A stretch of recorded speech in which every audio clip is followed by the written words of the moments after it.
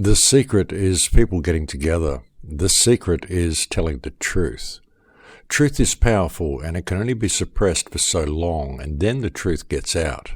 And when the truth gets out, a power is created that is greater than the power of the guns and the money that a government possesses.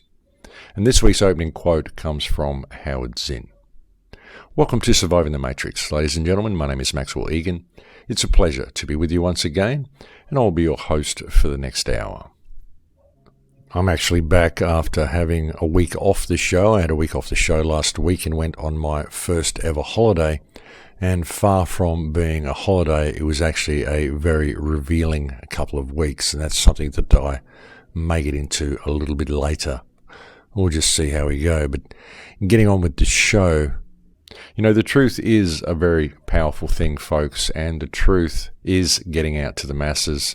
And that is what is causing the huge changes that we're seeing in the world today. And there really are a lot of changes in the world today. At last, there seems to be some sort of groundswell of at least semi-conscious people who are making a stand in the best way they can. Well, perhaps not the best way they can, but at least in the best way they know how. But the world does seem to be changing to some degree, folks. And the reason that it is because people are waking up to the reality of what government really is. Many of them don't particularly know what to do, but at least they are waking up to the fact that they've been played, and we are seeing a groundswell of, as I said, at least semi-conscious people. The Brexit result is a good indication of this, and also the results of the recent election in Australia. I was actually quite proud of my countrymen when I looked at the election results, folks. I mean, of course, it's not the ideal result, but it is a good sign that people are waking up to the fact that government simply doesn't have their best interests at heart, and if they're going to make it compulsory to vote, well, then we're not going to vote for any of the above. And that's kind of what we saw in the Australian election. What we saw, folks, was a massive swing of about 25% or around 25% of the people who pulled away from the major parties and decided to vote independent in the Australian election. And we ended up with a hung parliament where neither of the major parties had enough seats to form office. And they say it's going to take about a month for them to form government. And that government, when it's formed, is going to be whichever party the independents decide to throw their weight behind. And then you're going to find that the independents actually hold the balance of power in government. And the interesting thing about this situation is that all the independents that have been voted in are people who really don't like the government. So it's going to be a circus, and it's going to be really good to see what happens. The government is calling for a re-election, of course, because they're not happy with the result. And my great hope would be that if they do have a re-election, then 40% of the people will pull away from the major parties.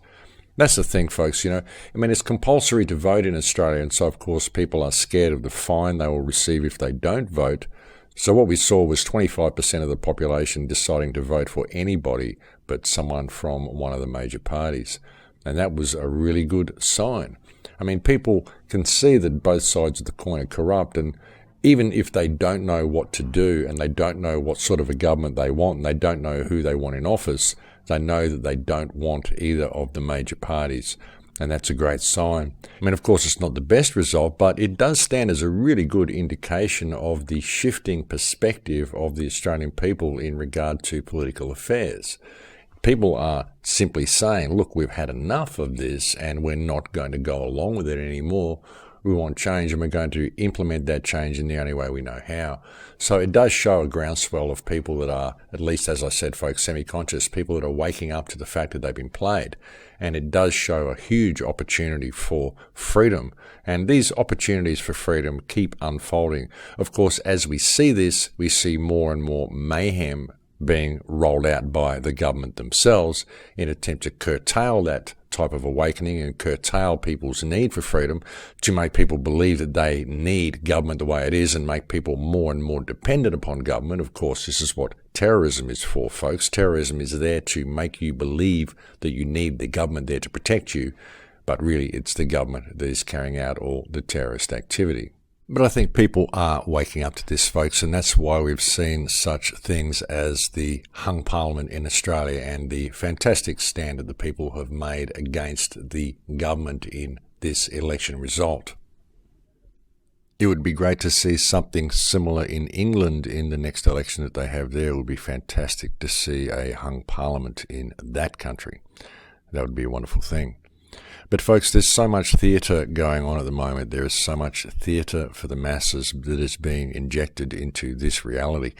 And there is so much of the fear campaign that is being ramped up by the government. These recent police shootings in Dallas, I mean, whether it happened or not, I mean, I have to really wonder about everything these days, folks. Most of the stuff that we see, I don't even think happens. I think it's just theatre for the masses.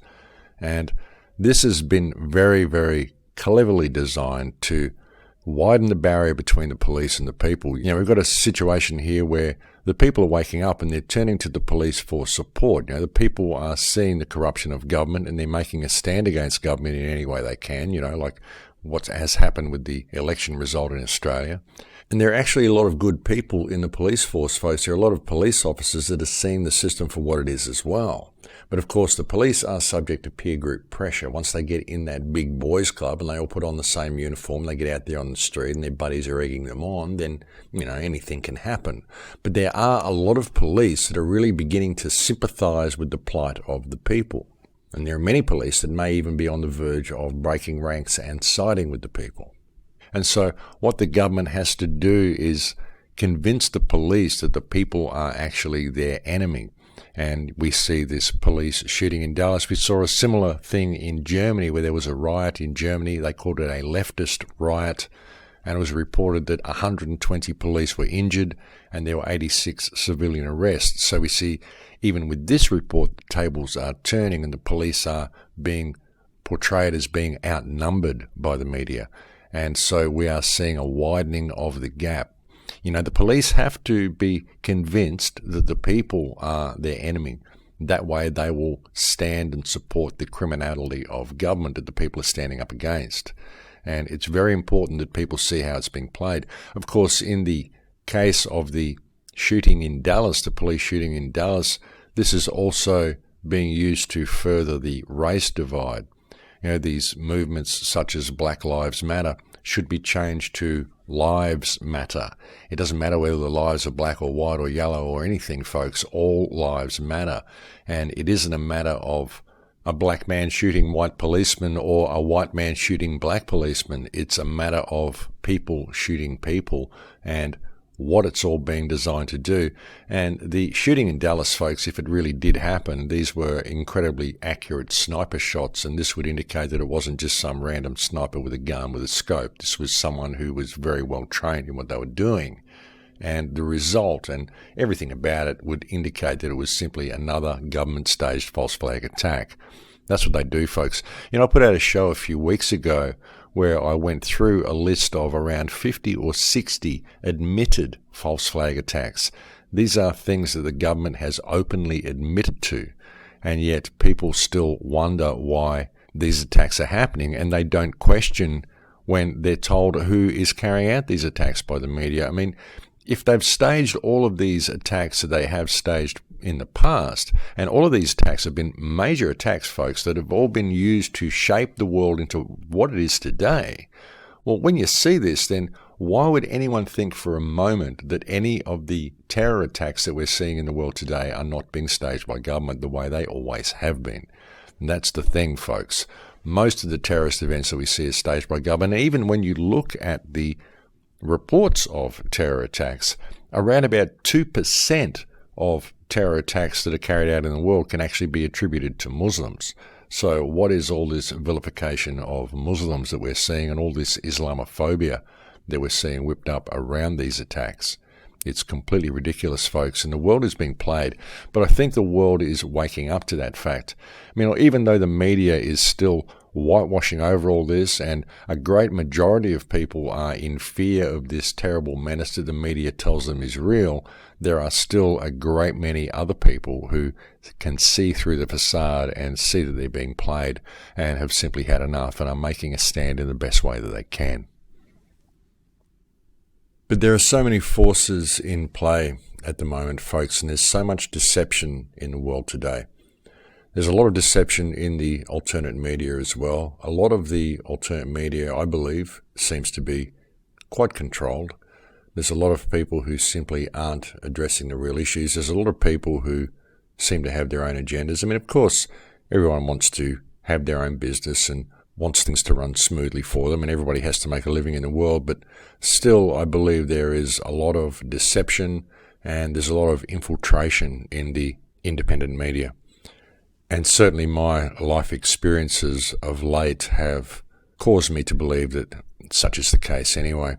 I've been very disillusioned by many of my experiences in the independent media and many of the contacts that I've made. I mean, I still do know a lot of good people in the independent media, and I do have some very valuable friendships in amongst the activist community, but I've still been very disillusioned by many other individuals within the independent media and within the activist community. And I've seen a great deal of deception, and I've seen how the infiltration has occurred. I've also noticed recently how the mainstream media is in turn using the independent media and certain personalities within the independent community to kind of set the independent community up. There's been a lot of plays that have gone into motion in the last couple of years to undermine the credibility of the independent media, and I think we're going to see a lot of this come to head as well.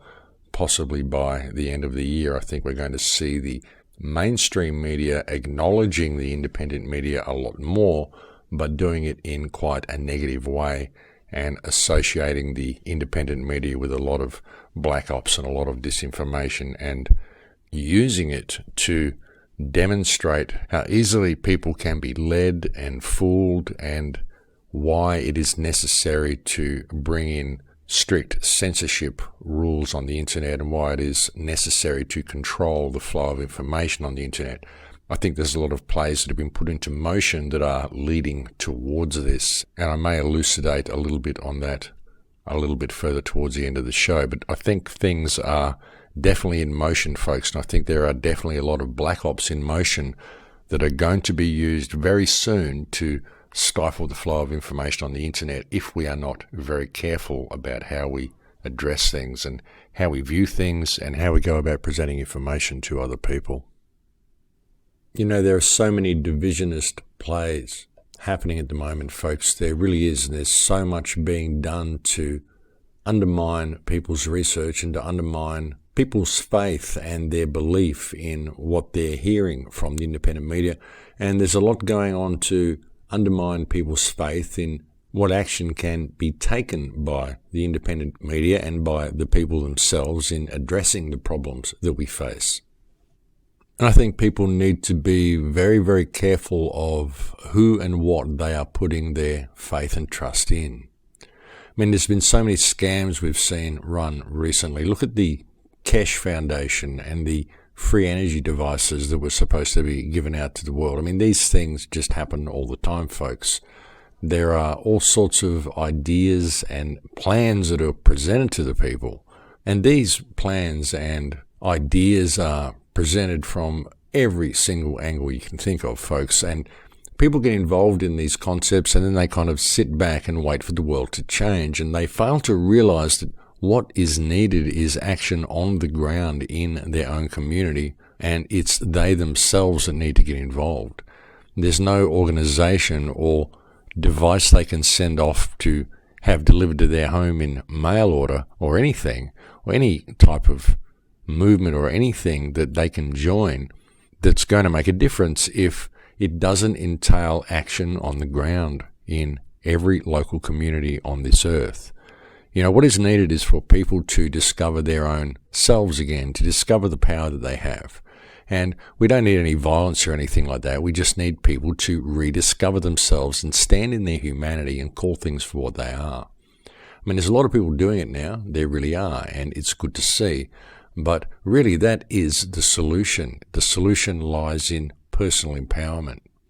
And there's been so many rabbit holes and distractions that have come from the independent media over the years. You know, watching this sort of unfold from the front line, as it were, since I started doing these radio shows back in 2008, I've seen a lot of distractions. I've seen a lot of interesting information, but ultimately it's been a lot of rabbit holes that have kind of led nowhere. I mean, all of it has been informative. All of it has helped provide an awareness and an understanding that many people have needed. But many people have looked for remedy in the rabbit holes, and there is no remedy in the rabbit holes. The rabbit holes can provide information, but they can't provide remedy. The remedy has to come from the people, when the people change their perspective of what's going on here and what their reaction to this situation should be. Now, that's really where the remedy is going to come from. Look at the free man movement, folks. And I'd like to say, like right here openly, and make it apparent to everybody and make it very, very clear for the record that I in no way support the free man movement. I think the free man movement has been interesting and it's been informative in as much as it's exposed how the legal fiction works. It's exposed how the birth certificate works, and it's given people a lot of knowledge on how the legal system is constructed. But there's no remedy to be found by operating within the parameters of what the so-called free man movement provides for you. This is simply not a way out of this situation. And too many people have gotten themselves in trouble by using these sorts of methodologies. And the whole concept of lose the name, win the game, and the concept that it's illegal to use a legal name. I mean, this sentence actually cancels itself out by its own wording by referring to something that's legal as being illegal. And all of these things are rabbit holes and places that people look for remedy because they believe the remedy lies outside themselves and outside their own heart, when the real remedy is only going to come when people change what's in their heart and change their perspective and change the way they look at themselves and the people around them. It's only when they do that they're going to learn how to interact with the system in the right way. And really the right way to interact with the system is to realize that what you're dealing with is people. And if we are reasonable about this, I think we're going to get somewhere. And sure, you may be dealing with psychopaths who are unreasonable in themselves, but if you are reasonable in your approach to how you share information with people and don't send them down rabbit holes, but simply help them discover the reality of themselves, then you're going to find that you have a supportive community around you who can deal with the politicians within the system, many of whom also know that this entire fictional system is completely dysfunctional and it's destroying the world and we need to do something about it, but they don't know what to do either. And very often they don't know what to do because they are approached by the people in the wrong way. They're approached in a confrontational way rather than in an eloquent and questioning way. I mean, you can do this, folks, and you can approach politicians in an eloquent and questioning way, still in a way that is firm, that is demanding answers simply by your demeanor, but not in a way that is blatantly rude or confrontational, because it is absolutely counterproductive to do that sort of thing. You know, we can find a way out of this, folks, if we are human about it and if we apply our humanity to the politicians and the police who work within the system as well. You know, if we're going to approach these people aggressively, then we should not be surprised when we get an aggressive response.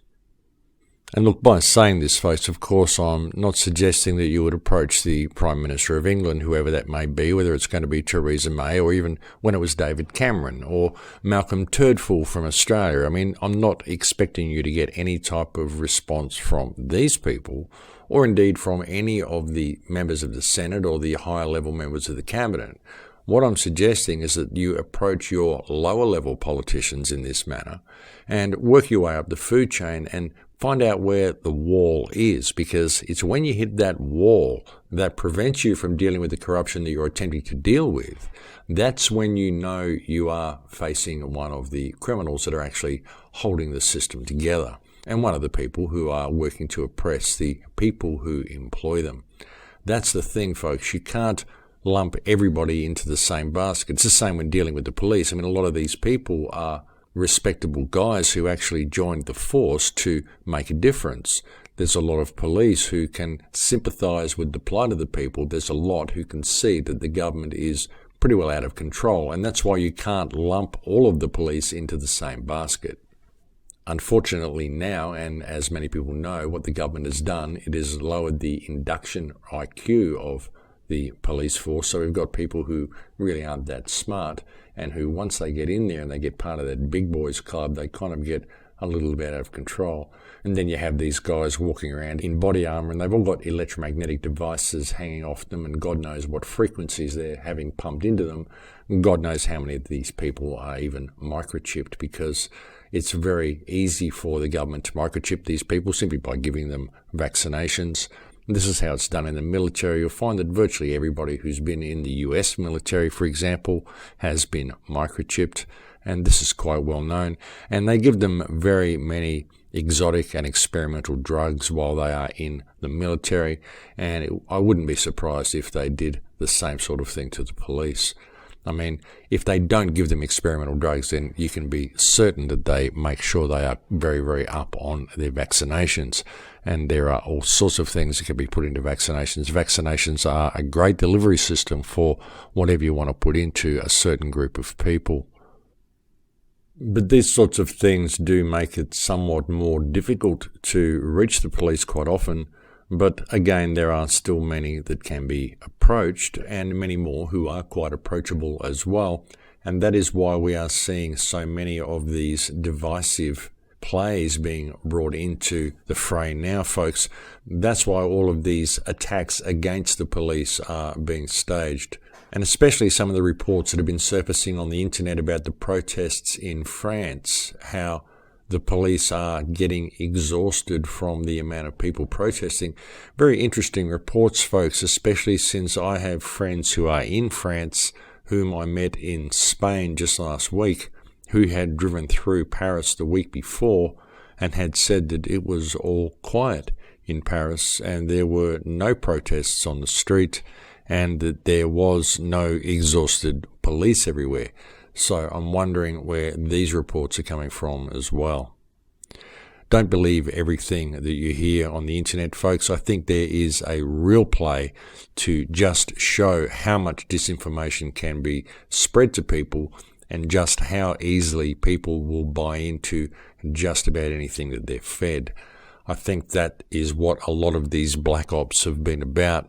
And I think there are certain individuals within the independent media who are part of this, whether they know it or not. I think that many people are being played and are, in fact, pawns in the game. And I think in many cases this is happening unbeknownst to the individuals themselves. As I've often said, ladies and gentlemen, the road to knowledge, the path to knowledge, is a dangerous road that is fraught with pitfalls all along the way. There are so many rabbit holes that are put there to distract people, and there are so many belief systems that are put there for people to adopt along the way, and you must always be careful what you believe. You should consider all things, but believe nothing, because you really never know where the information is coming from. Very often information that you're presented with comes from unreliable sources. Very often it's just people's interpretation of books that they've read and what sort of a slant they're able to put on it. And the books that they've read are very often the same thing, simply people's interpretation of other books. And so it goes down the line, and who knows where the knowledge came from to begin with. And frankly, a lot of what is presented by very astute personages within the independent media is outright fabrication. And I really don't like naming names of people, and so I'm not going to do so.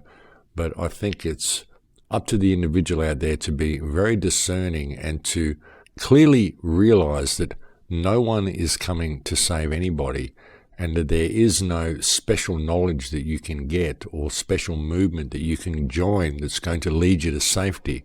What is needed is for people to get involved on the ground in their own community. I really cannot stress this enough, ladies and gentlemen. I mean, we've got a system here, and we need some sort of a system because we have societies. So we can't pull the whole thing down, and we don't want that. What we want is accountability. What we want is an end to all of this war and all of this corporate destruction. Like in Australia, we've even had one of the Labor ministers themselves stand up and say, or one of the Labor MPs anyway, stand up and say that there are 10 companies that basically control all of Australian politics. And that's just the way it is.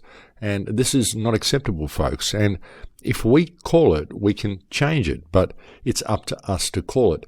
It's up to us to see that there's a problem and to stand up and address the problem as one united community, because that's the only way we're going to be able to do so.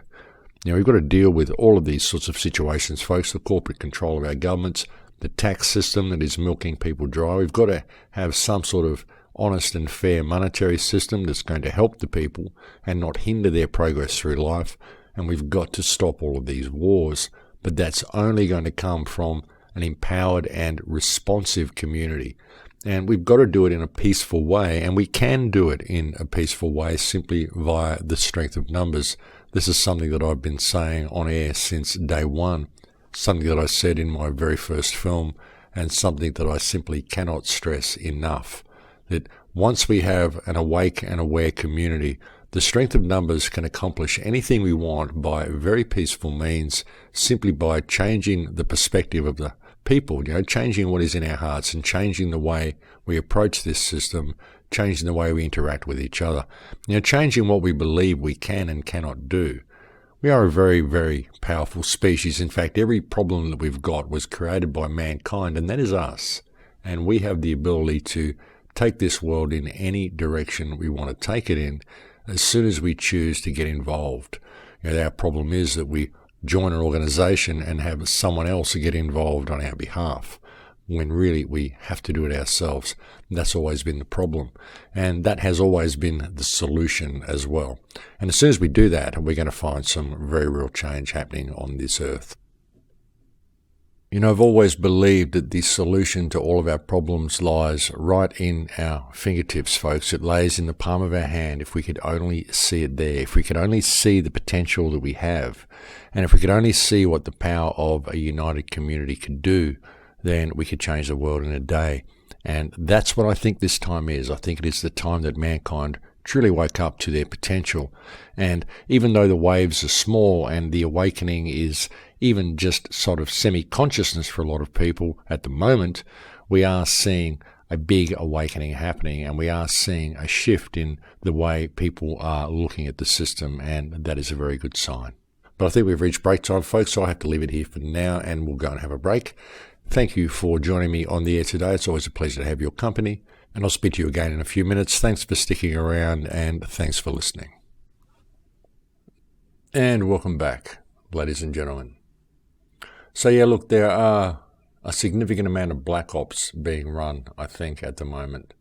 There are a significant amount of rabbit holes that people are being led down, and there is always a undertone of fear and an undertone of misdirection in most of these rabbit holes and most of the things that I'm seeing on the internet at the moment.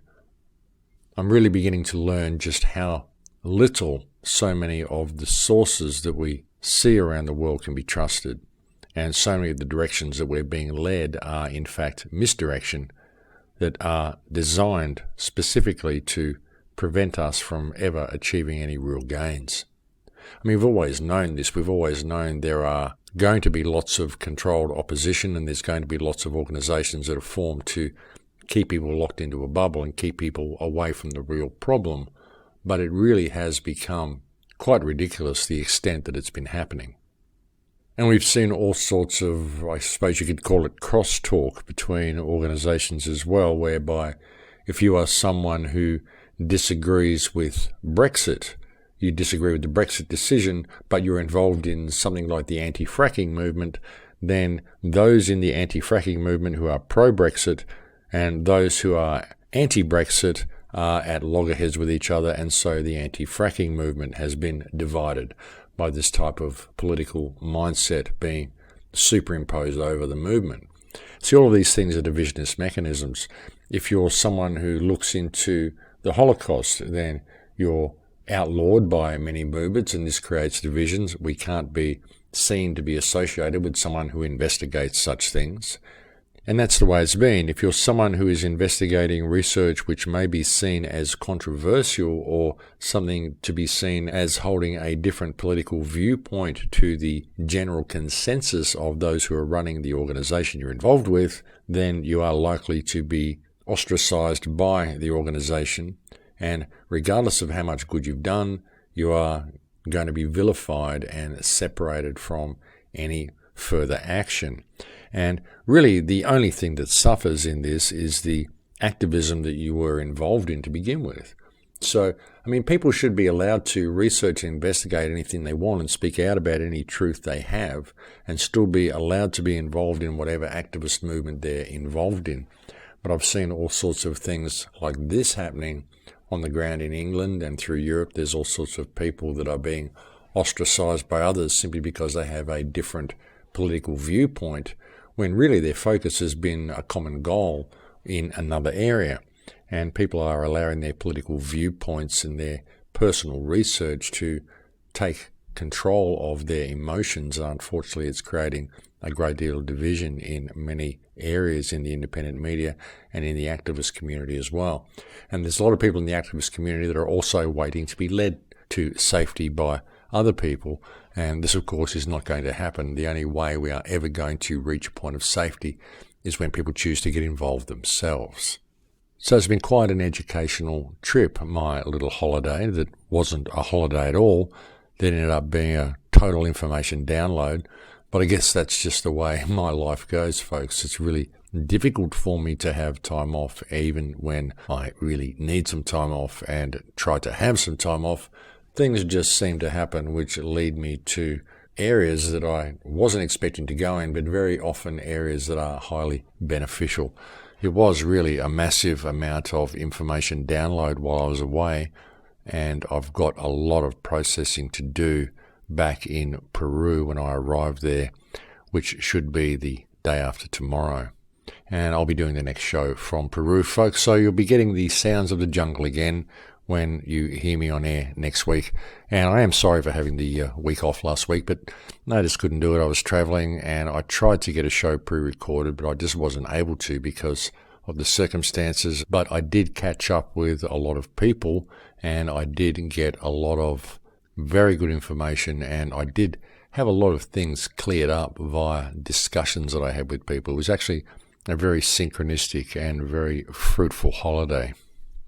It was pretty exhausting, but it was fruitful nonetheless. I managed to catch up with Zen Gardner while I was away, and Ule Demigard and Ian Crane and a few other people for some roundtable discussions, and it was a very informative and very constructive few days. But folks, as I was alluding to before, there are so many black ops that are in play at the moment, and it's really important that people pay attention to what they're getting involved in. There's so many things happening now that we can't explain, and there's so many things that are being put out there simply to confuse us. I believe that the whole flat earth movement and the Mandela effect and all of this sort of stuff is simply put out there to confuse people and distract people and lead them down rabbit holes and allow the prison that is being so fast rolled out to be constructed. And people are making a stand in the way that they can, such as the election result we've seen in Australia and such as Brexit. But even looking at Brexit, folks, I mean, this is extremely well planned.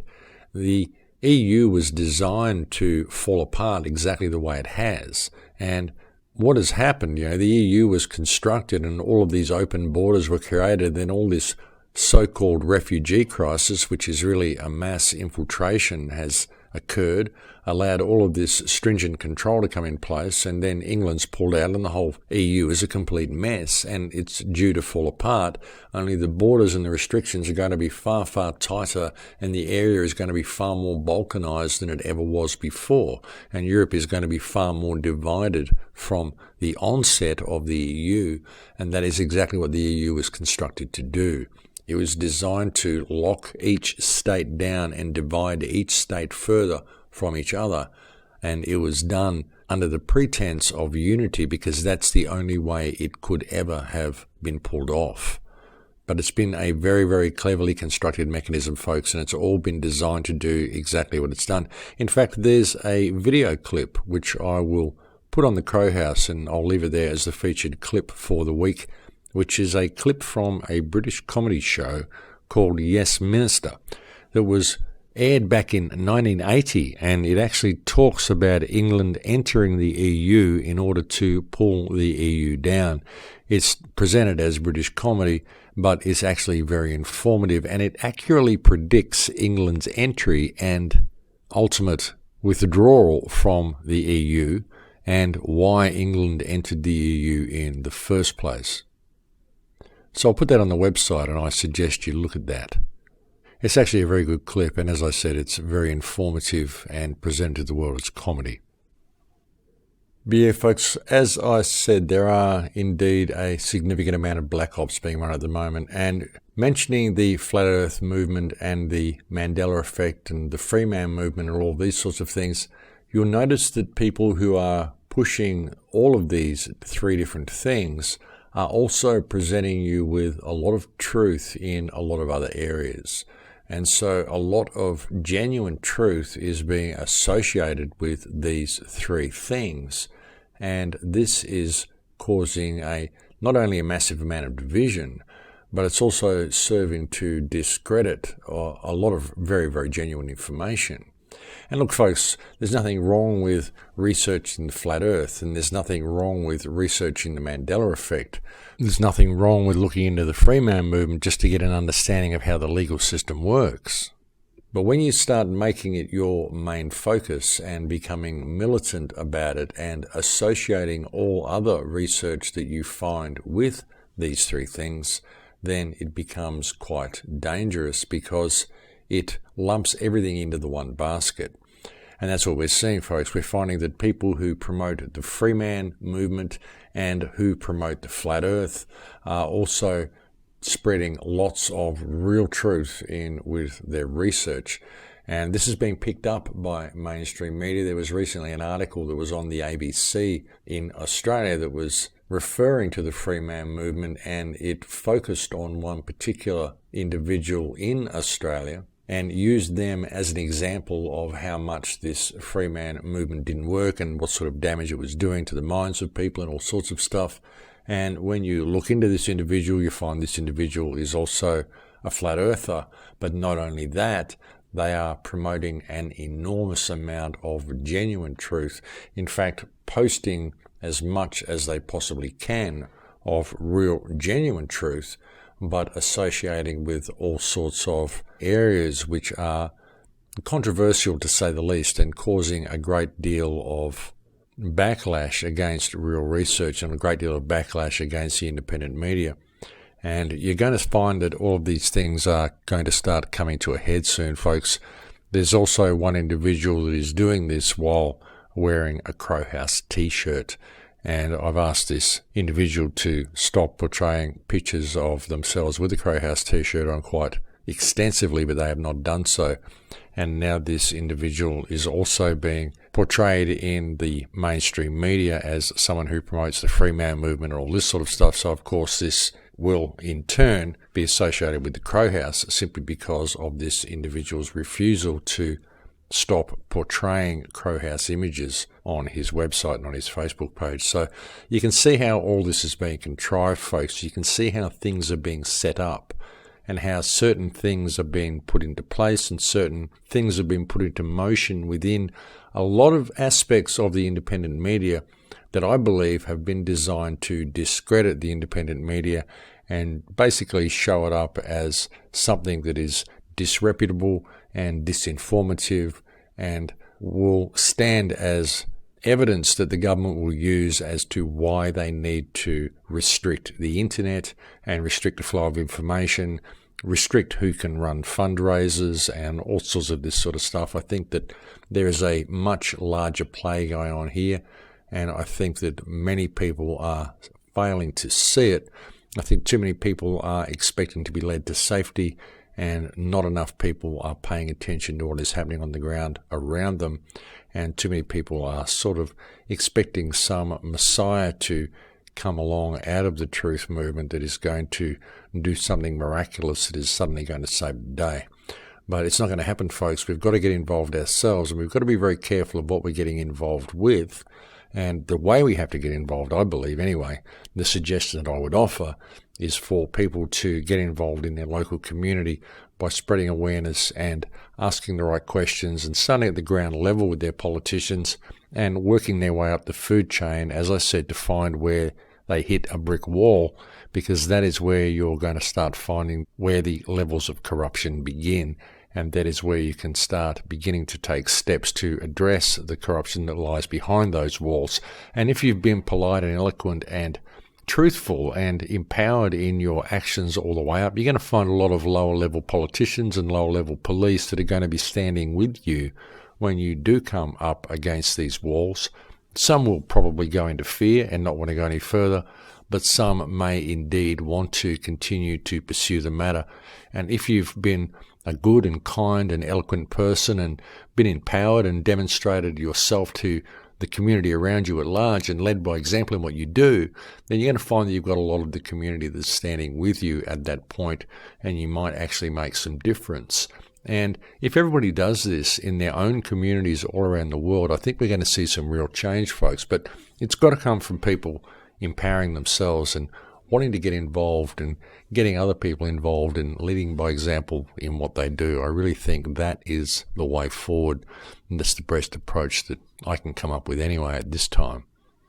Of course, I'm always open to suggestion, folks, so if you have a better idea, I'm all ears, but I really don't think that anything apart from involvement by the community is really going to make any type of lasting difference.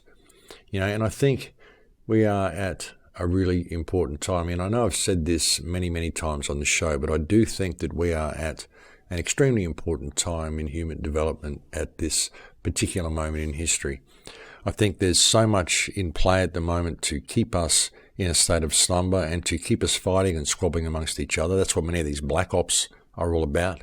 It's to keep us fighting and squabbling rather than addressing the situation around us and realizing that we don't need information to come from anybody else. What we need is freedom so we can find out what's going on.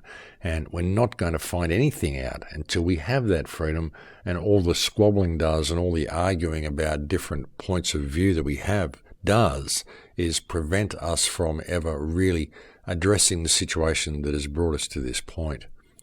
It's gotten beyond ridiculous, folks. I mean, the government is admitting now that geoengineering is being carried out. They're saying, we're only doing it on a small scale.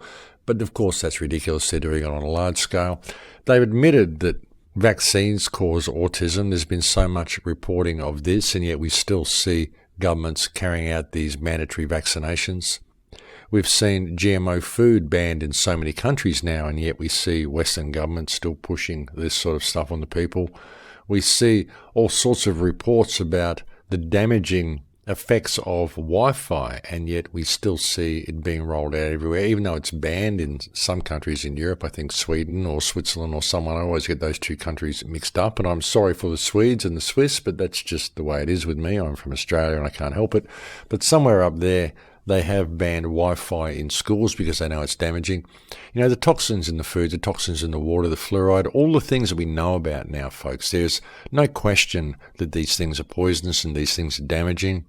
The banning of hemp, we know that this really does constitute a crime against humanity. It's a plant that's killed nobody, that was banned under false pretenses. And no matter what we do to try to have it decriminalised, there's all sorts of barriers and legislation we come up against. And really all of this is about supporting the corporate and economic model. It's not about supporting the health of the people or doing anything that is right or good or proper or just for the people. It's about supporting industry. And that's why hemp is banned. And the industries that are supported by continuing to keep this plant outlawed are very, very destructive industries, but they are very profitable industries. But we know all of this now. We know that there is a problem, and we know that we need to have these problems rectified. Yet all we do to attempt to rectify them is petition our politicians or vote people in and vote people out. Even with the Australian election, it's good that they voted independent, but it would have been better if nobody had voted at all.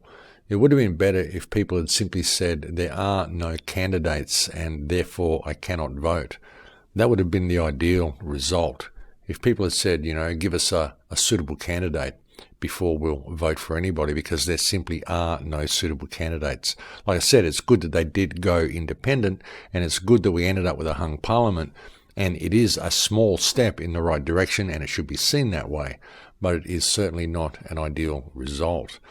The people that were voted in, the independents that were voted in, are certainly not the ideal candidates to have running around in Parliament House. But again, they are at least not members of the main political parties, and that is a good start. But we have to take it a little further. And that's really not going to come until we wake up to ourselves, I don't think. But hopefully that's what's happening. The world really is in a terrible state, ladies and gentlemen, and it's happening everywhere. A couple of months ago or a month ago when I was in Peru and we had that land invasion happen around us, it really brought it home to me how quickly things can go sour on the ground in whatever community that you happen to live in. It doesn't matter whether you're in the first world or the third world. It doesn't matter whether you're in a city. It doesn't matter whether you are in the country, really. If you've got people around you, or even if you haven't got people around you, when push comes to shove, things really can get ugly very quickly. And unless we can develop some sort of rapport with each other and some sort of unified, coordinated stand against this system together, then we're simply marching to our own demise. We really are, all of the protests that we have, we don't need to have protests. We don't need to have march. We need to have non-compliance. As I said, I want to try to organise a strike for April the 15th next year. I believe there's one in November as well, but we need more than that. I mean, that's just one thing, one show of solidarity, but we need a massive show of non-compliance to this system. We need a massive stand against war, a massive stand against the corporate control that we see that is infiltrated into all of our governments. We need for the people to make this stand because that is the only place that it's going to make a difference. It's only going to make a difference if it comes from the people because it's us who hold the system up. It always has been. With all the rules and the laws and everything the politicians put in place, now we fight and we squabble and we scream and we protest and we stand steadfast against it. Why don't we just stay home? Why don't we just not participate anymore? Why don't we just get the supplies that we need and get the things that we need to keep our families safe and happy for the next few days and just stay home and stop complying with the system, stop spending money, stop buying fuel, stop using public transport, stop flying on airlines, just stop participating in the system in every single way that we can and just stay home and go to sleep and hang out with our families for a few days. Let's all do that and just see what happens. If we did that, the whole system would crumble, folks. If we didn't spend money for a day, the banks and Wall Street and the whole banking system, it'd crash and tumble, it'd burn. We wouldn't know what to do if we stopped spending money, if we stopped using our credit cards, if we stopped using iPhones and all this smart technology and all this rubbish that they give us. Got to stop doing all of this stuff, folks. Stop complying with all this stuff. Boycott everything. And that's what we need to do, a massive boycott of everything that contributes to this system, that contributes to the slavery system, and that causes harm, injury, or death.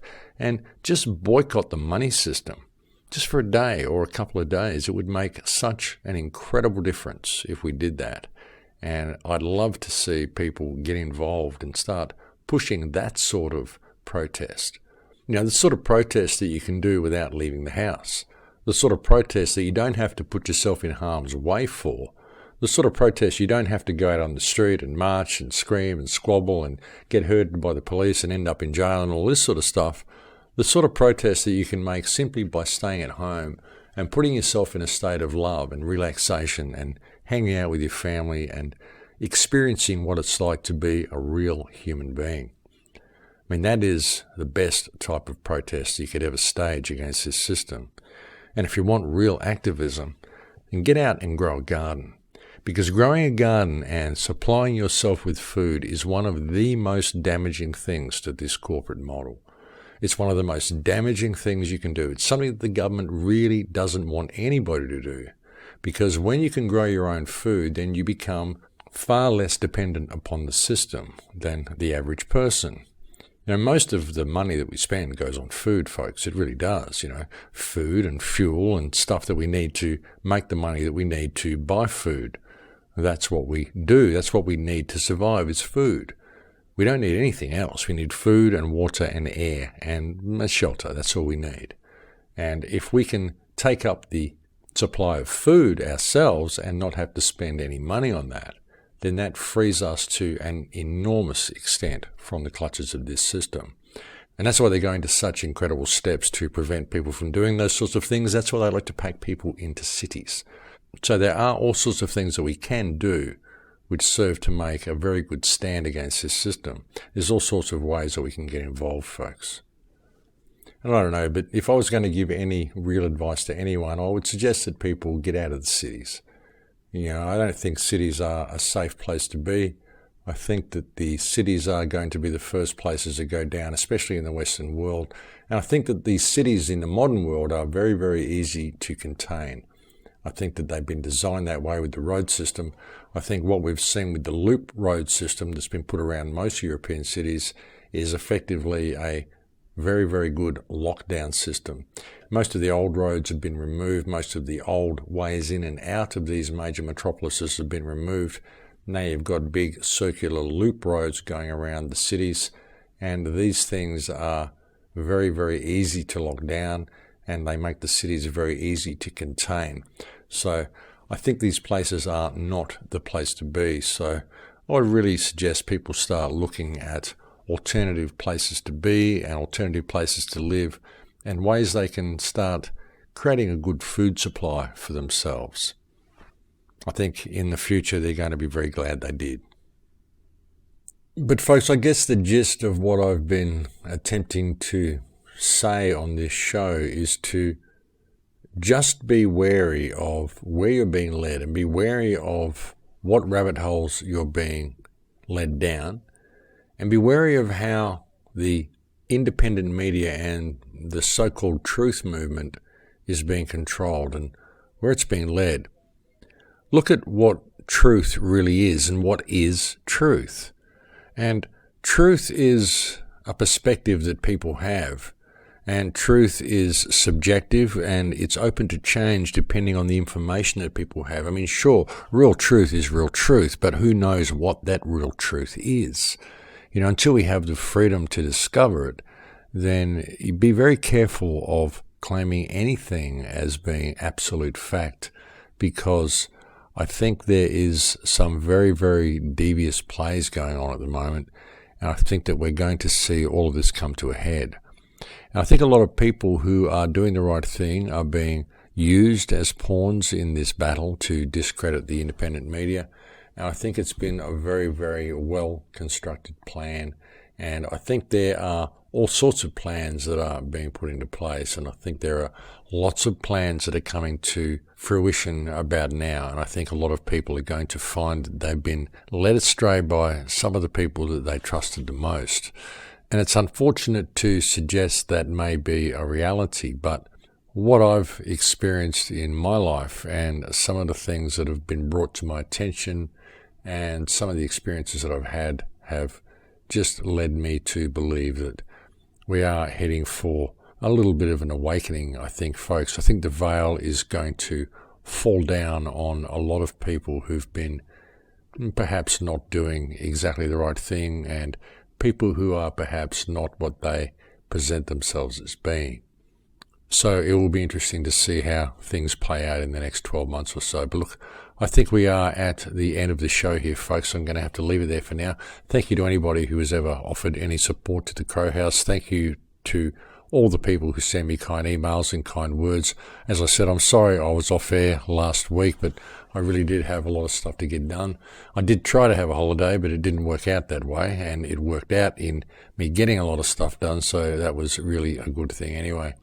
But I will be back on the air regularly once I'm back in Peru, which will, as I said, be the day after tomorrow. And I'll be back on the air regularly until I take off again for Australia in October. And I'll look forward to speaking to you again next week. So please do take very good care. Until then, ladies and gentlemen, in Lakesh, my friends, in Lakesh.